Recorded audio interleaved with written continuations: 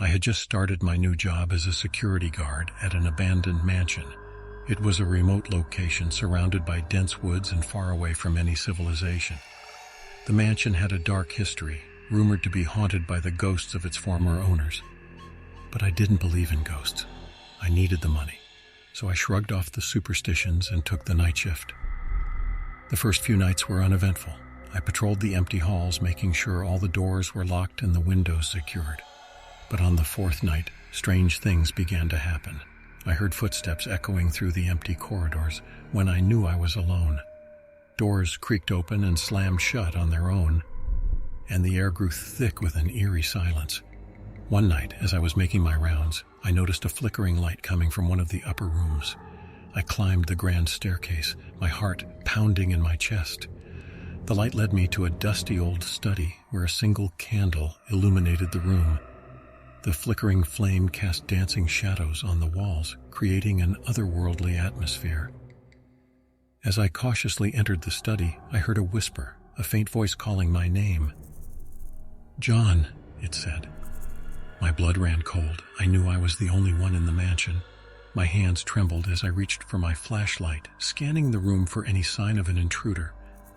But there was no one there.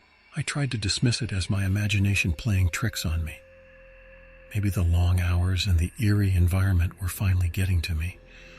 But the whispers continued, growing louder and more persistent with each passing night. They seemed to follow me wherever I went in the mansion, echoing in my ears like a haunting melody. One stormy night, as I made my rounds, I heard a muffled cry coming from the basement.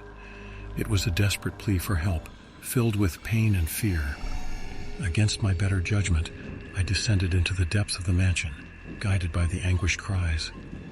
The air grew colder with each step, and the darkness swallowed me whole. In the basement, I found a hidden chamber concealed behind an old bookshelf.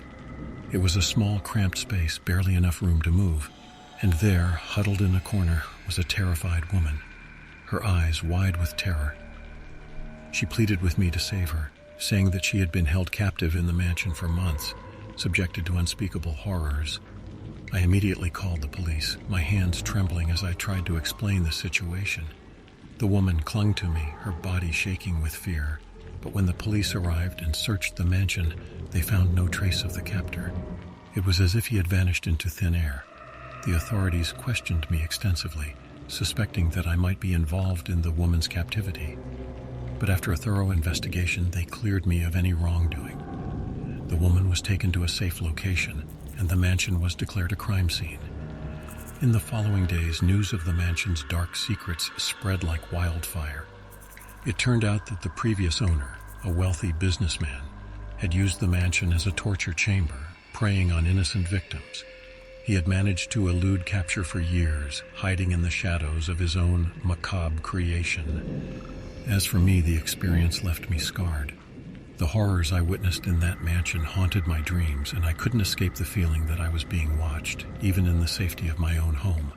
I quit my job as a security guard, vowing never to step foot in a place with such a dark past.